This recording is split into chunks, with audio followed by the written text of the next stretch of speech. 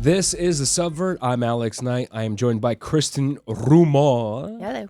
Hey, and Aaron Stewart. What? Yes. And this is the podcast where we bring you a smattering of different subject material every single week for discussion, for your own enlightenment, hopefully. Wait, are we bringing a smattering every week? Every single week. Okay. This week we're going to be talking about democracy. Uh-oh. Yeah. Oh, it's one of those. It's one of those. I hot can feel button the hate issues. mail coming in already. Oh yes, they're rolling in. Right. I should have known. I've got a stack right next to me. Yeah. I'm going to ignore it for the rest of the show. I was just like, this will be great. Let's do an episode on democracy. It'll be fine. What could go wrong? Exactly. So we're going to be going back to the very invention of democracy by the Greeks, if you will, from the very beginning. Are we not? That was the invention of. Yeah. And by basically. the time we get to the current day, it'll be the year 2200. Yes, because so we it'll are take going about through it'll take about 200 years. Yeah, the entire history of democracy as a minute to minute. Every single minute. We don't bite off easy topics, that's for sure. Yeah. Let's get right into it. So obviously there is there's a lot going on, but I want to try to keep it generic right now. Down in the U.S., obviously for those that don't know, we are in Canada right now. But our friends down in the United States are having an election. It is November 2020, just to put a date on this so you know what is going on. So this will be somewhat topical, but I think what we're going to be doing is kind of branching off of what we've previously discussed on our last episode about just why the hell you are listening to this very show in the first place. And this is about helping each other, I think, figure out, like, how do we actually listen to each other? How do we... this alcohol is really affecting me right now. I can't do this. You got it, Alex. You can do it. I can't think You're straight almost right there. now. Almost. Come on. Yes, I've had a few beers. So. You were leading into we something believe really in you. important there. We're like, okay, just let him do it. He's got What this. was I He's gonna got say? this. You've got this. Yes. Anyways, I think the whole point of this is figuring out how we can have better discussions and listen to each other, because obviously we have different factions on either side that have very specific views, and we seem to be incapable of just even listening to each other at this point. And it's just become a constant shouting match. I'm so sick of, I can't watch any kind of debate on TV because it's just like watching a reality TV show, right? It's just two people. Now it definitely is. It's just two people yelling at each other. So let's go to the two of you here, so we can kind of jump off this conversation. Yeah. So here. the episode, the title of the episode, I think, is "How to Democracy." How to democracy. Yeah, I think that's. I think that really sums it up. There is how to democracy. I think that right, because it's like this seems to be a pretty simple thing, right? And yet we seem to be having some issues with it lately. Yeah. Well, if you look at how it was developed in the first place, it's exactly what you were saying. Is let's talk to each other. How can we have one representative that stands up for everyone else's needs? Right? That's the foundation of democracy. Hey, this person shouldn't have all the power, and, we should all have a vote and a say. And went along quite well for a while. And now we're at a point where it's seemingly getting a bit ridiculous again, right? It's a screaming match. Right. So how do we start listening again? How do we get representative of a collective voice? Yeah, I mean, and the thing is, not every country is founded on democracy, and I think we're very fortunate. Yeah. We're very fortunate in Canada with how we operate here. But in the United States, you have very convoluted systems like the Electoral College, which just really throws a wrench in things and really complicates things. Well, now they're saying you would think like the very point of democracy is all of us as citizens get to vote. We all have our own say, and when we count up the votes, that's the person you would think would rise to power, but it's not quite like that in the U.S. Well, and the problem now is that you would think that person who was elected would still be looking out for you, even if you didn't vote for them. Yeah. But now that seems to be a question mark in the States right now, right? Like Trump is basically going after these sanctuary cities and withholding funds for states that didn't vote for him and going, what? I think it's a problem not only in the States. I think it's a problem almost everywhere. Yeah. Right? Is that are politicians looking out for the common interest of the individual? Exactly. In my personal opinion, it's a resounding no, because it seems like going into politics is just going into, power, which comes prestige, which comes money, which inevitably comes corruption. So almost all over the globe, it's arguably your best interests aren't really at heart necessarily. Mm-hmm. I think, not to say that every politician is evil by any means. I think you go into it with the best of intentions. Sure, of course. But just kind of the landscape being what it is, when there's money involved, things get very, very skewed very quickly, right? And the interests of the little guy seem to always come secondary. Yeah, that I think cuts right through a lot of this, is the money, right? Mm-hmm. I think that's basically the most of the point of why we are where we are right now is because of money. Can you be more specific? Meaning that, like, we in Canada, we have 8-week election cycle, basically, or something. It's about 2 months total that we allow, right? Like, it's relatively short. Relatively most short. people don't realize there's an election until it's that over. Was exactly right. Like, you see the signs, and it's oh wait, that's tomorrow. Oh, and that's where, like, we live. Like you said, we have a really nice thing going here where, in general, if you miss that election, you can assume that things are probably going to keep rolling along pretty smoothly. We seem to have a decent, like, even if a competing, party gets in, it still feels like they're still kind of looking out for you. We still seem to have that kind of, camaraderie with the MPs, where we can at least sort of talk to each other, hopefully, and, get past a lot of this, bipartisanship, I think. I think, a lot of that comes down to the fact that we don't have just two parties, where we have a, multi-party kind of system where, if you don't like these guys, well, there's other options, right?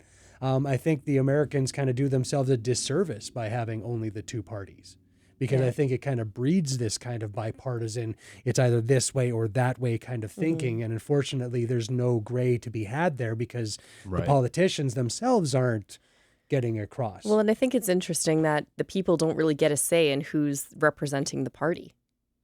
Right? So you are voting for a party, but you're not voting necessarily. You didn't vote to put so-and-so in charge of the party. Someone else did. People in positions of power chose somebody to represent their best interests, which hopefully isn't ours, but maybe it's not the case. So that's where it comes down to me is, should we be able to actually choose the person? Right? Well, and now they're facing a problem in the States where, like, they're having an issue with this mail-in balloting, and Trump's trying to push against it. And it may come down to the Supreme Court making the decision of who wins the election. Like, it may not, they may bypass the Electoral College by essentially just pushing it through to the Supreme Court, and 9 people out of the entire population of the United States may make the decision of who rules them for the next 4 years. What? It's mind-boggling to me that something as amazing as, like, the Postal Service, which we all take for granted, and more specifically how it's being run right now in the United States, right? Just defunding the Postal Service, creating delays in mail delivery, like, you used to be able to, I hear this all the time from people that live in the United States about how, like, you used to be able to send a piece of mail and get it halfway across the country in, like, no time. And now, mail is getting delayed, and they're messing with the system that worked perfectly fine before. And like you said, with mail-in votes now, as far as I understand, based on how long they've had mail-in votes in the United States, it's been working fine. So I don't understand why they want to try to get rid of it. Well, it's because they did a study and they showed that Democrats were going to do the mail-in voting because of the pandemic, and Republicans weren't, because they don't give a fuck about the pandemic. And so they were counting on the fact that Republicans were going to go to the polls to vote and Democrats were going to mail them in. And so if they can basically make all those mail-in ballots invalid, they win. right?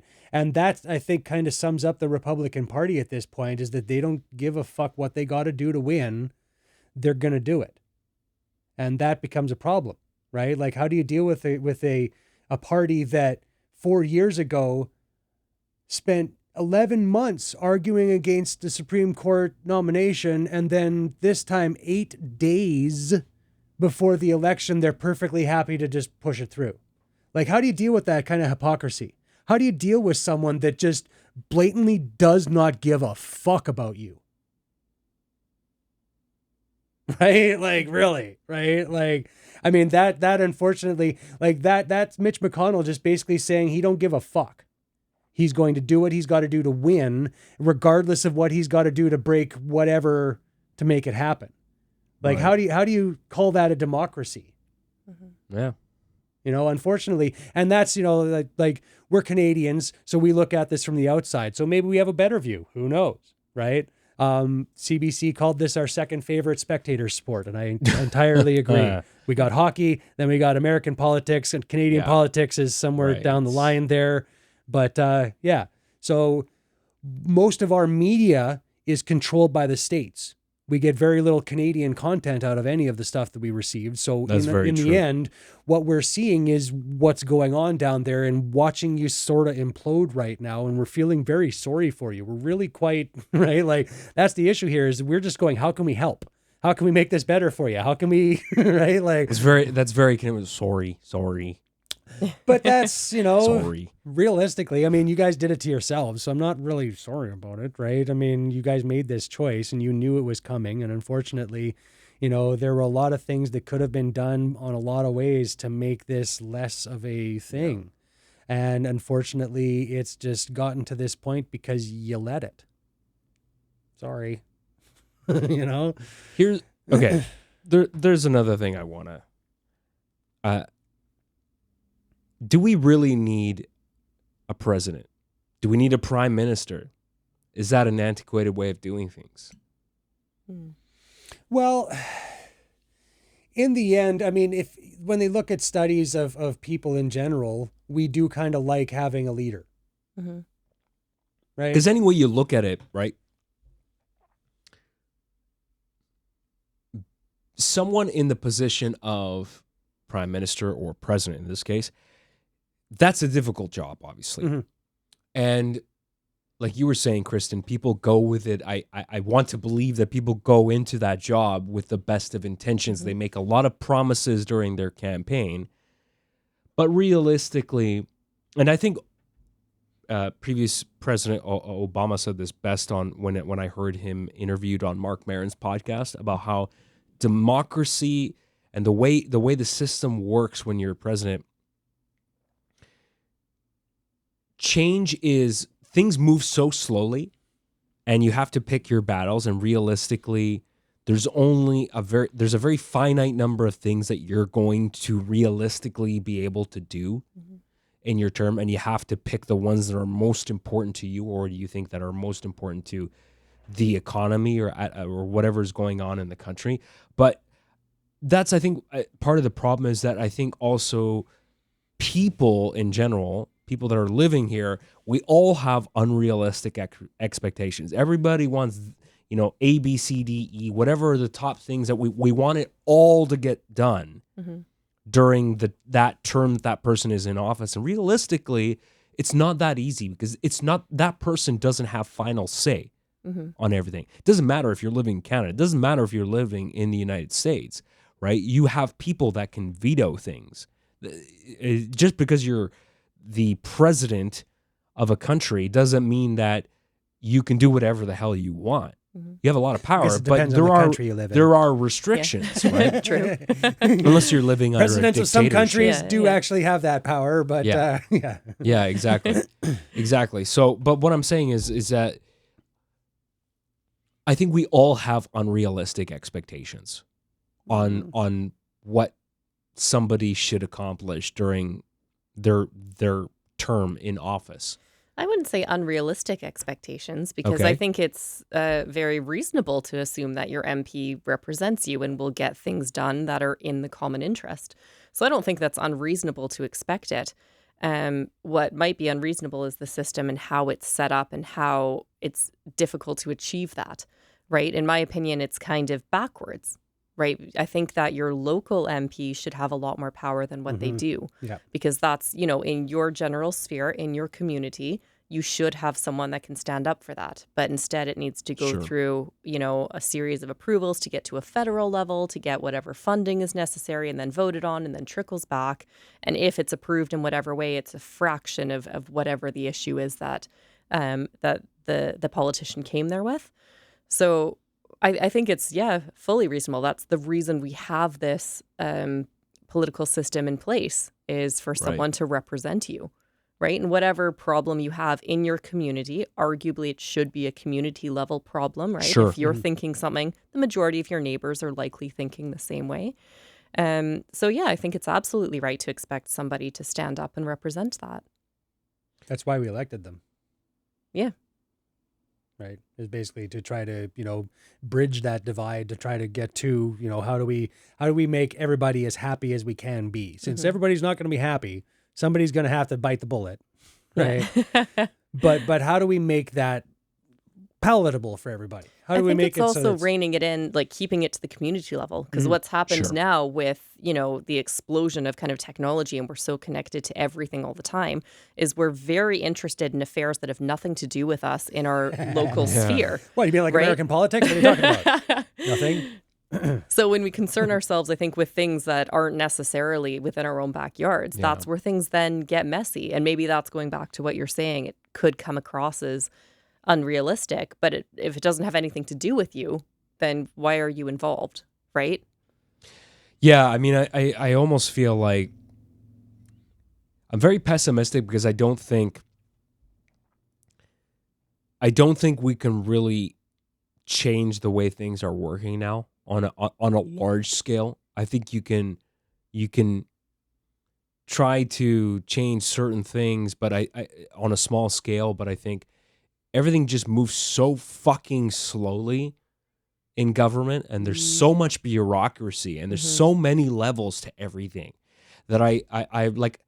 This is actually one thing that I'm fascinated about, is if you were to start a new society, how would you actually build a modern political system? What does that even look like? Is there even a figurehead?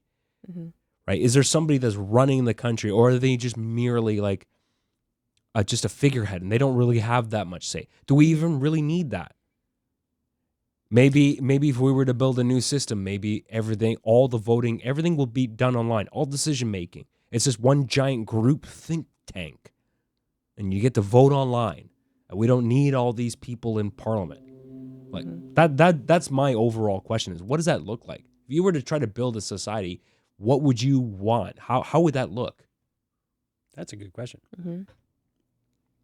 All right, so we're going to leave that for you. And if everybody could give us their answers as to what kind of society they would like to build, ship them off to us, because we're very interested. This can go all sorts of different ways. Are you saying you don't have any answers here? You don't. No, I'm just saying I'm very interested in what your answer is. Well, of course this could be right. Like this is going to be a very interesting discussion. So if you could build your utopia, yes, what rules would you want to live under? Is this going to be a murder-free society, or are we going to get to just like go out and kill each other? No, let's go straight for the murder. I know. I do. It's one of those. Fine. I think Aaron's seen Hunger Games one too many times. That was kind of the analogy that it was more of a purge kind of thing, but yeah, we'll go for it. Yeah. But seriously, I mean, what would you guys want to see if we were to start fresh? We started a new society on a new planet, on a new Earth-like planet, somewhere else. What would that look like? All girl leadership. I think. Okay, well, we're clearly. See, like let's just. We're gonna have to. See, I had a feeling that was gonna be your answer. We're gonna have to disqualify everything. So I just want to hear from Kristen in this case. You lost your chance. Oh, damn it! Again, lost your chance, Kristen. They're muting my mic again. Yep, that's it. He's cut off. You don't have to have all the answers, but what are some things you would like to see? Do you think we would need a prime minister? I would like to see more of a rotational parliament, right? So I think to kind of keep it in the best interests of everybody, almost like jury duty, if that makes sense. Yeah. Right? So everyone takes their term in office. And it's not, we'd have kind of an agreed upon guideline. So when you get into the job, you actually be like, what the fuck am I doing? Be like, okay, yeah, that's fine. But if you kind of keep it short and you kind of pool from all walks of life, then arguably, in my opinion, I think the corruption level will go down. And what the fuck? What the technical difficulties. Aaron has left camera. the building. So we'll let Kristen can keep talking as Aaron inspects Still pay his camera attention to what's happening in the background. I don't know how that fell over, but that was wow. This podcast is not without drama. Absolutely, it was riveting. What's gonna happen next? Well, I've lost my train of thought. Yeah.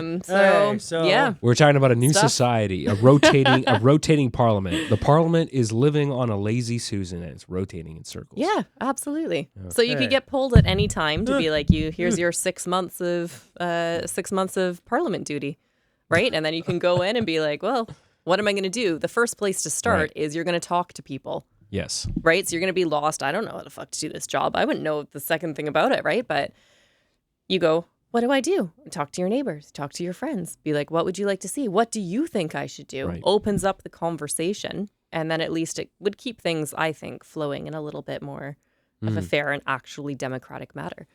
It's one of the tenets of socialism, isn't it? Yeah. Yeah. How did things work in hunter-gatherer tribes? Like before modern societies, like did you have... was there one person in the village that was kind of the person that ran the show? I'm not even sure. It would probably depend on the village. I don't know if they had like specific, I don't know if they had any one kind of general scheme of running things. You're out of focus, by the way. I'm not sure what happened. What I'm going to go back to Kristen here, who's in focus. Puts a lot of pressure on me, all the focusing. Yeah, I as far as I'm concerned, I don't think it makes sense to have a president, at least on the way it operates right now, because I think there's an illusion of power and control, but when you actually look at what they're capable of doing, you realize, no, there's a lot of checks and balances here. It's not a dictatorship. Although it may seem like that, it's that the president is able to do whatever they want. That's obviously not the case. Yeah, I mean, look at what happened with Obama, right? I mean, yeah, he's unchecked power until they tell him he can't do anything and refuse to actually listen to any of his proposals whatsoever. I think the issue with making politics a career is that it is open to then, you're looking for donations first off to start a campaign. And as soon as you're open to donations, you're then essentially open to being owned, right? So if a corporation, for example, can come in and say, I am donating the majority of the money towards your campaign, but you need to serve my personal interests. Well, that's part of the problem. I don't think that should be a thing. I think it should be, but I think George Carlin had it best, where he said that everyone should have the logo then of every company that paid for them. Oh, right. So you're in favor of transparency in that case. Absolutely. Yeah. So if ExxonMobil paid $1 billion for you, absolutely have ExxonMobil right across your chest, right? So that we know every time you say, "Oh, oil is definitely the thing. We need to definitely supplement this oil. We got to get that oil flowing." We know that you were paid to say that, and we can take that into context as we move forward. The problem is we don't know. Right. But the problem, I think, with that argument, and you would think that would make a difference, but I just feel like with the majority of people, I don't think people are really actively going to think deeply about that logo on that person's shirt. Putting two and two together to think. I don't think the average person is really that's part of the problem. I just think you need to fix the problem at the source. Is just do not allow these big corporations, do not allow the NRA to have such a stake, right? Because then there's this question of, like Kristen said, is quid pro quo. It's like, I donated $20 million to your campaign, so I might come and look for some favors. Will come and look for some favors. It's pretty much right. Yeah. I mean, that's nobody puts $20 million towards anything without expecting something in return, right? Like you're not just throwing that money away. right? I mean, it's lunacy to think that they're just like, oh, whatever, do whatever, man, it's cool, right? Like, really? Come on, you're that naive? I don't think that's true. Come on, guys. Yeah, exactly. It just doesn't make any sense, and so. Like, I think that having the logos would at least give, like, even for the people that don't want to give it that much thought, you can't ignore that, right? And I think that's the problem right now, is that without any of that, it's very easy to ignore it. Very easy to completely just not even think about why they would be saying these things. Why is that guy pushing for this so hard, right? Like, why exactly would that be? Oh, it's because he got $100,000 from them? Oh, well, that makes it very simple. That explains everything. I think it's that transparency that we lack nowadays as to why they're saying this. Why exactly are we pushing for this anti-abortion thing? Is it really for the kids? Is it? Yeah. Is it really for the kids, or is it to make you feel better? Right? The problem with the whole abortion argument is it seems to be come back to haunt us. It's gonna come back to haunt us, and that's what, ghost babies.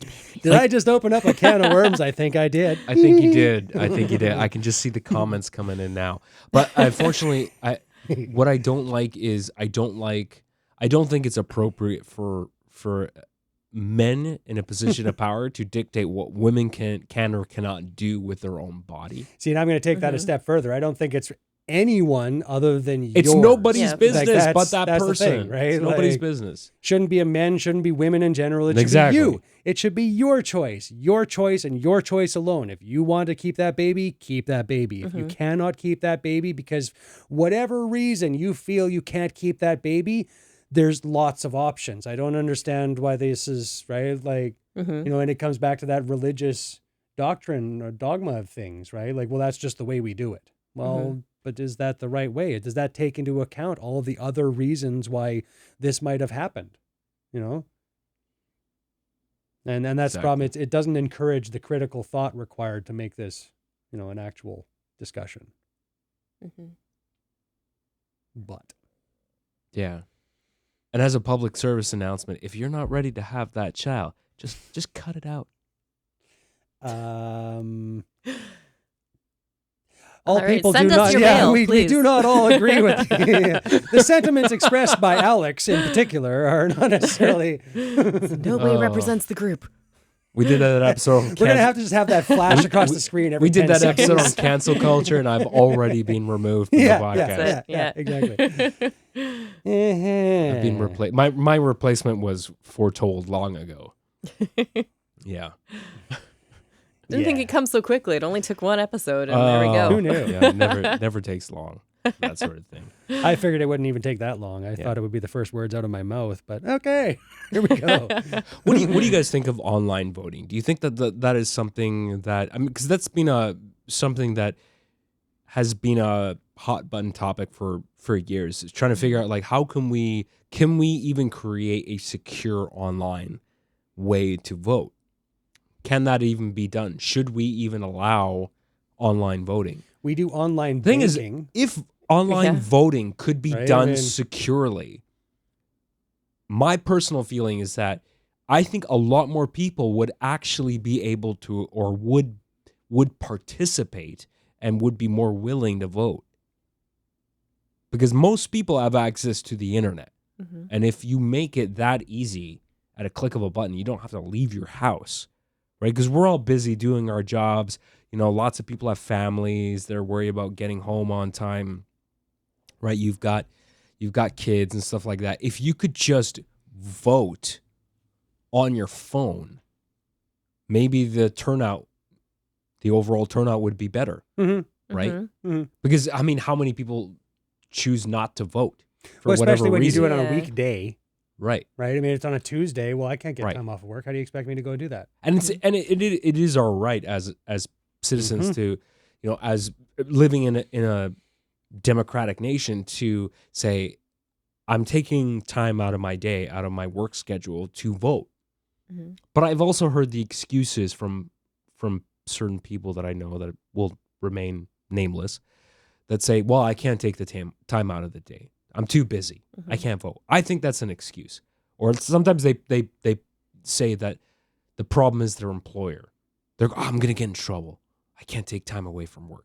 That's BS in my opinion. Well, and I think legally they have to give you time to vote. Yes. Yeah. They do, but I'm just saying if you could vote on your phone, that would probably solve a lot of problems. Well, I think it's different here. I remember like when I went to vote, it was all of a 15-minute process, right? There's no real lineup. You walk in, you stand in line for about 2 seconds for them to check your ID. Right. You move over to the next station. How is it blah, even blah, blah. safely done now? How are they doing Masks it in the whole, US? Right. I mean, right. But that's the thing in the States. That's the problem. Right? Everyone's safely now distant, they're shutting down polling stations, and so you've got people waiting 8 hours to vote. Oh, wow. Standing outside until 2 a.m. to vote, which just seems lunacy. That's insane. Yeah. You know? And now like Texas was trying to shut it down where there was basically one mail-in box per county. Right? Which for some counties was 4.3 million people or something. For like all trying to funnel all of this mail-in voting through one station. Right?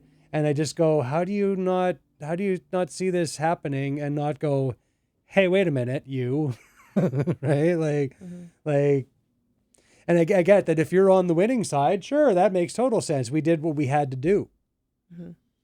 But at what point does that become corrosive to democracy in general and to this process that we're trying to help live and try to thrive so that we can have these robust, actual, elections for people instead of having sham, like they have in a lot of these countries where, oh, he got 98% of the vote, did he? Oh, that's interesting.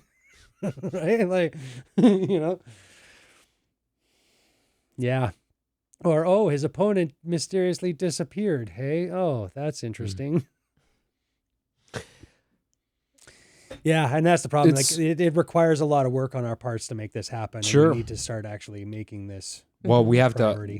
to be vigilant. And, I do agree, though, that social media platforms like Twitter, like Facebook, these platforms have become where we all congregate. It's a place where we all congregate across the planet, right? There are hundreds of millions of people that use Facebook and Twitter. And, at some point you have to hold these platforms accountable for being a place where misinformation is easily spread, right? And I absolutely agree with Twitter's decision to flat out, full stop, ban political ads. Yeah.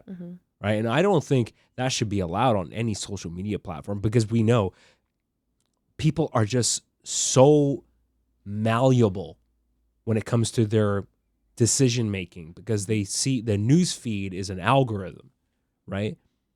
And when you constantly see this stuff coming in your feed, it could even be subconscious. Maybe you're not really actively thinking about it, but when you see enough of that information coming in over time, how does that actually affect our decision making? I mean, forget even politics. When you see ads about buy XYZ product over time, right? It starts to change your, like, how does that affect your behavior, right? Must buy. And I think it clearly does. Well, definitely. And it'd be the same with obviously political ads as well, right? If the algorithm can already grab and understand what your interests are, what you like, it knows what you want to buy, right? Of course it can tailor, this person might be swayed this way. This is in alignment with its interests. Not that the algorithm has a mind or it's evil that it's thinking these things. We've willingly given all that data. Facebook knows exactly how old we are. It knows if we're living in a predominantly liberal or Republican or Democratic or whatever term. It knows where we are, what our potential political leaning is. And it can make these guesses and it can build a profile about what kind of decisions would we potentially make. And so it can try to steer us in one direction or the other. And it has nothing to do with Facebook being evil. It's just, this is just the way the system works because we've built it this way. Money built it that way. Yes. That's true. That's the thing. We didn't build it. Money built it that way. Like, let's call it what it is. It's built because it's an ad platform designed to sell ads, right? Right. Yeah. It was put to us as this, hey, you can connect with your friends and family, right? And well, it's free. originally the concept of Facebook was it was designed by somebody who Mark Zuckerberg, who was a college student, and it was about basically hooking up with people. Yep. It was about relationships. Yep. Right? And it's expanded obviously to relationships in the sense of worldly relationships of connecting each other with people, with friends and family, and maybe people that you know that have moved somewhere else across the country. And it has this sort of altruistic concept. It's supposed to. But in reality, it's supposed to. Mm-hmm. But obviously in reality, it has become, the platform has kind of become untenable. Like, it can't police itself. Yeah. So now, do we need to police the platform?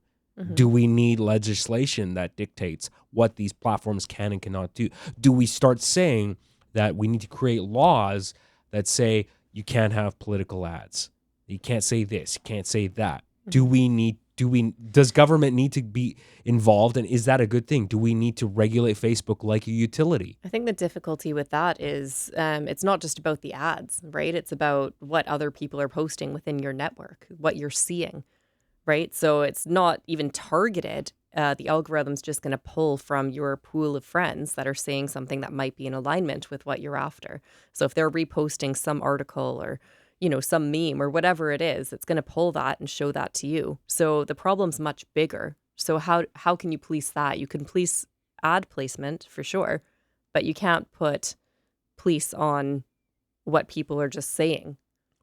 Right? Freedom of speech and all of that. So you're allowed to post whatever you want in your own thoughts and opinions. But if it's just showing you what you want to hear, then that's going to influence your opinion as well. Yeah. Part of the problem, generally what we have. You're only hearing what you want to hear. Mm-hmm. Part of the problem is there's also a technical challenge with pulling down, because Facebook pulls down a lot of inappropriate content on a daily basis. But the problem is there's a finite number of human beings that they have on their content moderation team. And so how many people does it take? How many people would you need to hire to be able to realistically take down every single piece of terrorist propaganda? Well, we're getting into full Big Brother state when we're talking about that, aren't we? Right? Like, how many people does it take to police everyone else and look at exactly what you're posting and monitoring that, what's acceptable, what's not acceptable, right? That's a very slippery slope to be embarking upon. When you look at even something like robocalls, right, which they try to police and they try to keep, right, but they just change the number and now we've got a new. And so no matter how many people they add to, they're just going to ramp up the operation over top of, right? So it's kind of that same problem where, you add all this policing to it and they go, oh, okay, so now we need to up this to here. And then you add more police and they just keep ramping it up and it becomes this constant arms race, right? Yeah. Of how do we, and what is worth, and how do we move this forward without, completely gutting the whole thing. And I think that's kind of how we're going to have to try to move this forward is where is that line, right? Like, what exactly does constitute terrorism, right? Is it me just being afraid? Because I'm very afraid all the time, or is it actual, like, things that we, like actual terrorism, Yeah. Yeah, it's a difficult conversation. There's that's what we're here for. You know what doesn't actually help is, the thing is, if we're going to draft legislation that dictates certain guidelines about how these organizations operate, the problem is you need people that have a deep technological understanding about how these platforms work, and I'm just not seeing that. I'm not seeing that kind of representation. And when people don't really understand how these platforms operate, how can you make any kind of reasonable decision about, like, draft any kind of law when you don't really understand how this stuff works? That was It's like, why are people in Congress making decisions about how the internet works when they don't even understand security? Like, it doesn't make any sense, right? And that's what, and a lot of that is happening. And yeah, you just need people that understand how these platforms operate. And I've seen social media platforms come and go. There, some people are for these other new platforms that have come up recently that are completely decentralized. The notion of a decentralized network, that there's no one organization that operates everything. So effectively, you could have complete free and unencumbered free speech. There would be no policing. It'd be, but I don't see how that's any better. To me, that's just the Wild West. Mm-hmm. Anything goes. I mean, I don't see how that's any better than what we have right now. Mm-hmm. And that's, I think, the problem is that we need to have some sort of objectionable truth in a lot of this, right? And I think that's going to be part of this conversation that we want to have is like, where exactly is the truth here? Where exactly can we say, no, that's wrong, right? Like pedophilia, wrong, right? Like we know that's wrong. Murder, wrong. We don't do that, right? But a lot of that stuff, a lot of these other things are kind of murky, right? Like where exactly is the line of what we say on the internet and what should be not said on the internet, right? Like is there a line where things just shouldn't be said, right? Like, we have the N-word that we can't say anymore, right? But is that kind of censorship helping us, or does it hinder our conversation in the end, right? Like how can we actually have these conversations and try to express these, really hard things inside of our head that we've been told not to say to anybody. By the way, nobody's supposed to know anything about any of this stuff, because my parents told me that we don't talk about this stuff, and they got very angry with me when I did, right? Like, so how do you have these deep conversations of this crap that you've been holding inside your head and haven't talked to anybody about for ever and ever and ever and ever and right? Like, how do you really bring that out? Right. I went on a tangent or something there, didn't I? No, I think that makes sense. It's really the problem is that we feel shame for a lot of this stuff, right? And I think that's what we got to try to get past. Like, we don't have these conversations because in a lot of times we felt shame when we had the conversation, and they made us feel stupid for it, and so now we don't have that conversation anymore, despite the fact that realistically that conversation still needed to be had and still needs to be had, and we still need to be moving this forward. Yeah. But now we're just not, because we made it uncomfortable. Mm-hmm. Yeah, there's one thing that I wanted to bring up. I listen to the Howard Stern show a lot. I'm quite a fan of that show, and one of the things that happened in the last week or so, there's one of the people that's a regular on the show. His name's Ronnie, the limo driver, because he's Howard Stern's limo driver, and one of the people that calls into the show, his name's Ralph, and he's Howard's personal stylist, and there's been this whole just argument about, because Ronnie doesn't want to tell people who he, like, at first he said, I'm undecided, I'm not sure who I'm going to vote for, and then he changed his mind and said, I know who I'm going to vote for now after watching the debate, but I'm not going to tell you. And from my perspective, that's totally within his right. No one should be bullied or forced into divulging who they are going to vote for. That's a very personal thing. And I don't think, for me, it's a very clear-cut thing. If I don't want to tell you who I'm going to vote for, the discussion ends there, right? If I'm going to tell you who I'm going to vote for, that's on me. That's okay. If I want to say that, that's fine. But this whole argument broke out about how Ralph is against Trump and he believes that Ronnie was going to vote for Trump, and that he's embarrassed that if he says it, there's going to be repercussions, and whatever the reason is.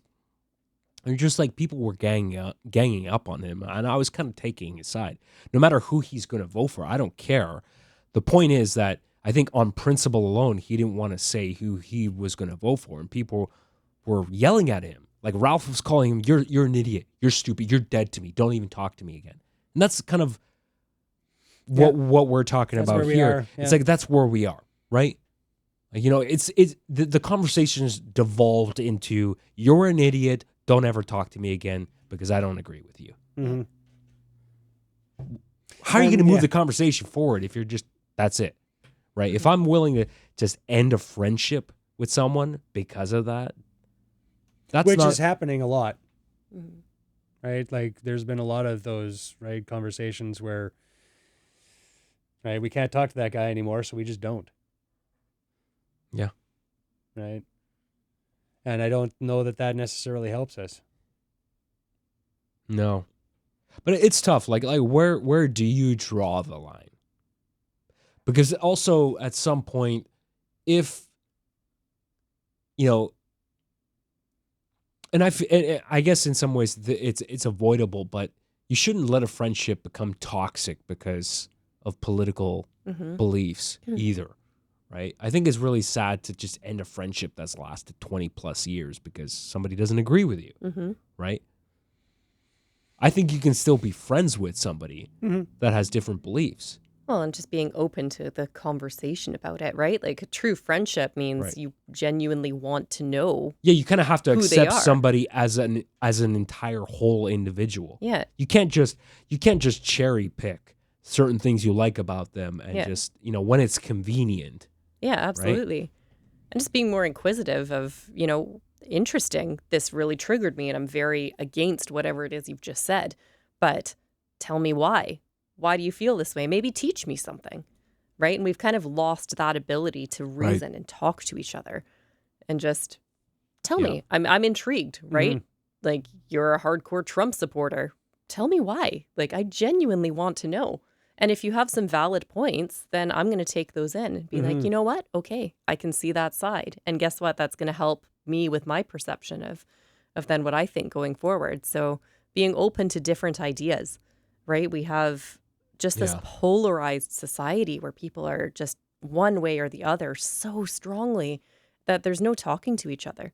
It's just a brick wall in the middle of it. It's like, no, you're wrong. No, you're wrong. Yeah, we are truly divided, more so than ever. And that's not a good thing. Well, and is that actually the case, or is that what the media wants us to believe? That's another question. Oh, I think that is very much the case. But I mean, are we more divided? I mean, Thanksgiving dinner's always been a little uncomfortable, hasn't it? Really? I mean, hasn't it always? There's always been disagreement, right? But I mean, at least there was somewhat of a conversation, in my opinion, somewhat, right? It would still be uncomfortable, right? And someone still you could label saying is ignorant and not listening as much as you'd like them to. But what's happening now, I think the increase in shutdown culture or cancel culture, you know, as we talked about, is very much on the rise, right? Where you can just, I don't want to listen to you, therefore you're stupid. And there's nothing else. Now my ears are closed, blocked. I'm not listening to you anymore. Yeah, it's the la la la la la la la la method of democracy. Yeah. I'm not listening to you. You can't make me listen. La la la la la. Yeah. And I mean, like that's the problem. Again, how do you deal with someone? How do you talk to someone? How do you have a conversation with someone who's just either blatantly ignoring you or just thinking that whatever you're saying is the devil's work? Well, it's, I mean, people being open to the idea that you might be wrong. Guess what? You might be wrong. Well, and I know that's a hard pill for people to swallow because they want to feel like they're really strongly convinced of something, right? They can share that on, but God, be open to the idea that there's different things out there. And that I can't even, like, I love being wrong. I love being able to be just like, oh, shit, man, right? Like, I get to learn something completely different about not only myself, but you as well. Like, I don't understand why this is so hard for everyone, right? Yeah, like I have a great relationship with a good friend of mine who, you know, we don't always see eye to eye on a lot of subjects, and sometimes when we have certain conversations about certain things that are polarizing topics in general, and I just inside I'm just like, I'm shaking, man, like, oh man, come on now, you're better than that. Right? But I sit there and listen, and I'm willing to have a conversation. And that's kind of what, going back to what we've said at the very, very beginning.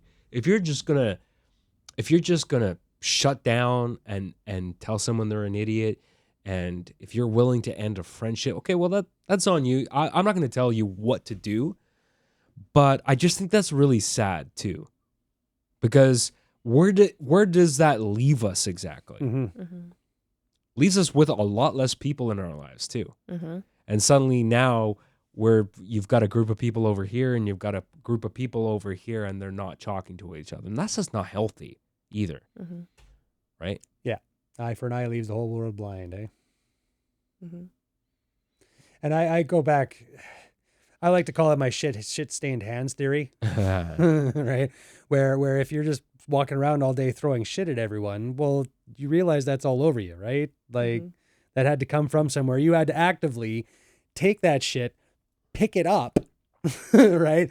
Put your hand back and throw that at someone else in order to make that happen. Like, it takes effort. It takes effort. Right. It's not something that just happened. No. Right? Like you made the deliberate choice to do this. And I just go, like, whether other people see it or not, you know that's there. Right? And I think that's a lot of the problem, like this shame thing that we have nowadays too, is a lot of us are saying these things without really believing it.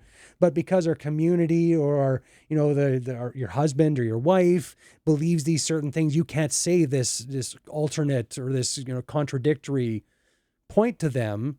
You just have to kind of eat the shit. Ugh. That's a great image.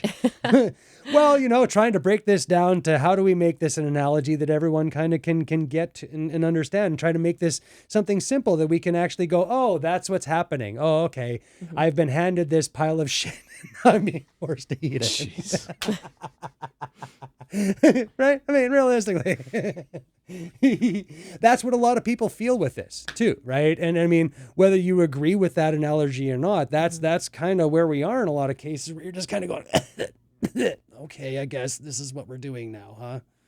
I mean, I guess the alternative is you can also drop the shit, Aaron. But the problem there if is it's in your hand, you don't have to put it in your mouth. Right. But then again, like if you're in a community of people who've been raised to believe that the only way that you can, you know, deal with a gay person is to yell and scream and have a sign saying that you're evil, right? If that's the community that you grew up in, you don't see the shit on your hands. You think you're doing what's good for your community. Right. And until you get the perspective of, no, that sign is actually just a big pile of shit that you've been dragging around. Right. Like until you actually have that kind of eye-opening moment of, hey, maybe I am wrong. Right. You know, and sometimes it requires you to actually have that thought beat you about the head and neck a few times. Right. Like, you know, some of us, you know, I'd love to think that we're all very open-minded and willing to change our, right. I Which think, we are. I think fundamentally, I think everyone has the capacity to learn from their mistakes. And no matter how insane somebody seems to be, I want to believe that they have the capacity to learn and change their views. You know, I actually saw a great documentary about this guy who used to be a neo-Nazi. Okay. And you would think, you know, obviously people don't have high feelings about neo-Nazis, but the neo-Nazis do. But this guy turned his whole life around, though. He actually he left that effectively what I consider a cult. To me, it is a cult, right? They're preying on individuals who come from that have, you know, that maybe come from broken homes, people that are easy to manipulate, who want to belong. They feel like outcasts in their life. And this guy changed his whole life, got rid of all his tattoos, went through surgery, got married, had kids, just totally got a good job, just totally radically changed his whole life. And I just thought that is a prime example of somebody who's just has gone so far extreme to one end of the spectrum that was able to come back into reality. Yeah. And I think a lot of people are capable of that, but you just have to give them time and just give them an opportunity, right? I think everybody's capable of that. And I think that's part of the problem that we face nowadays, is that you don't believe that I have that capacity. Right? Or I don't believe that you have that capacity. And we just go about our day believing that you don't have the capacity to understand what I'm throwing at you. Right? And so a lot of that comes down to, you know, whether it's a superiority thing, maybe. I mean, like a lot of this flat earth, but a lot of the reason that they believe in it is because of this community of people around them. Right. And so they can dismiss what you say. Reinforcing beliefs. Yeah. They can dismiss what you say because they have a community behind them that believes their stuff. And so what you say is, essentially irrelevant if it doesn't fit into their narrative. And I think that, we have to really kind of get past that point and try to find this, how do we get to the commonality of this? How do we find that point where we can actually just get past this, communal bullshit that we feed each other? How do we empower each other to be able to make those changes? Right? How do we empower people to unlearn? How do we empower people to believe that they're strong enough to be able to leave this community if they believe that there's anything toxic going on? How do they empower people to leave that and find another group of people to, how do we help them to get out of cults? How do we help them to get out of flat earth societies, neo-Nazis? How do we help people to, find a more, common belief system? Mm-hmm. Right. That's better for kind of everybody instead of just you. That is what we're here for. Exactly. I think it's about the easy answers. It's about embracing people as humans, and that they're invariably broken individuals, and that like we can be there for people if we give them the chance, but we have to be willing. I think that's it, is that we have to be there for each other. Right? A lot of what we have now is like you said, we walk away from these people instead of trying to bring them into the fold. And I think that's the thing, where we're way too ready to dismiss, right? Instead of trying to understand. Mm-hmm. And I think that's kind of part of the issue that we're having now is just, how do we understand? Right? I may not agree with you, but how do I understand where you're coming from? So that we can hopefully, so that I can, next time I have to talk to you, I can understand that where you're coming from, right? Like that you're not viewing me as evil. You're just viewing me as someone who has a different understanding of something. Mm-hmm. Yeah. Okay. I think that's a good point to end on. We're just trying to find. We're just getting started on this.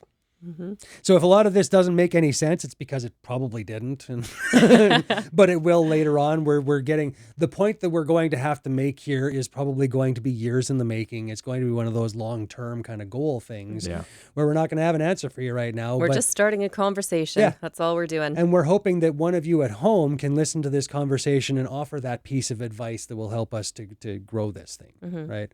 How do we find that understanding? Because apparently we don't have it. But somebody out there, and it may be you. It may be you listening to us right now going, hey, I know how to fix this. And we'd love to hear it. Please tell us. Please tell us. Please. Yeah, really. I mean, if you we don't know. If you know how to fix it, we really do want to hear from you. That's for sure. We need some answers, because we've posed a lot of questions and we really don't have that many answers. Yeah, well, again, I don't think that there are. I don't believe that any of these are a right answer or wrong answer kind of thing anyway, right? Most of it, I think, is just trying to bridge the divide, and hopefully we're helping with that. I think we are. But that remains to be seen. People should let us know. You can drop a comment in the YouTubes, or if you'd like to reach us on Twitter, we're at the Subvert Pod, and by the same handle on Facebook as well. If you like what you're listening, you can donate to the podcast at patreon.com/hologram radio. That is the best way to show your support for the podcast, and also email us at thesubvertpod@hologramradio.org. And I think that's it for this week. We've said it all. That's all there is. There ain't no more. Thank you for letting us solve this issue for you. That's right. Well, I think we're open to the fact that some people actually might have better answers than we do. I should damn well hope so. Somebody has a better answer than me. Exactly. I mean, Kristen had it all right. I'm all like, this is the dynamic that we have here. She's right. Exactly. If you have the answer, you have the answers, let us know. Best to just acknowledge it. But for now, we'll see you next week.